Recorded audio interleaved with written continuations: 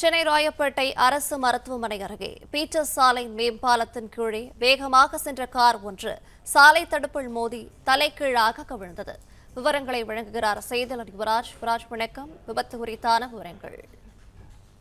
வணக்கம். சென்னை ராயப்பேட்டை அரசு மருத்துவமனை அருகே இருக்கக்கூடிய பீட்டர் சாலை மேம்பாலத்தின் கீழ் யூட்டர்ன் எடுக்க முயன்ற வாகனம் வேகமாக வந்ததன் காரணமாக நிலை தடுமாறி விழுந்ததில் கார் தலைகீழாக கவிழ்ந்திருக்கின்றது.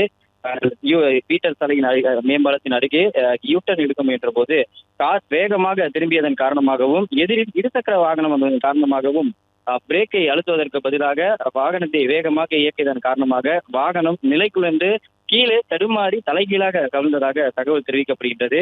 தலைகீழாக கவிழ்ந்திருக்கக்கூடிய காரை காவலர்கள் பொதுமக்கள் உதவியுடன் அந்த காரை தலைகீழாக இருக்கக்கூடிய காரை திருப்பி போட்டிருந்தனர்.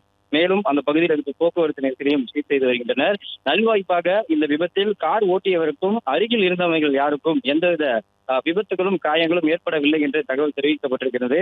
இருந்தபோதும் கார் வேகமாக திருப்பியதன் காரணமாகவும் எல்போர்டை அணிந்து கொண்டு வந்திருக்கக்கூடிய அந்த காரானது அதிவேகமாக வந்ததன் காரணமாக பாலத்தின் கீழே நின்று கொண்டிருந்த அந்த சிவற்றின் மீது மோதி நிலை குலைந்து கீழே தலைகீழாக கவிழ்ந்ததாக காவலர்கள் தரப்பிலிருந்து இந்த தகவலாக தெரிவிக்கப்படுகின்றது. அந்த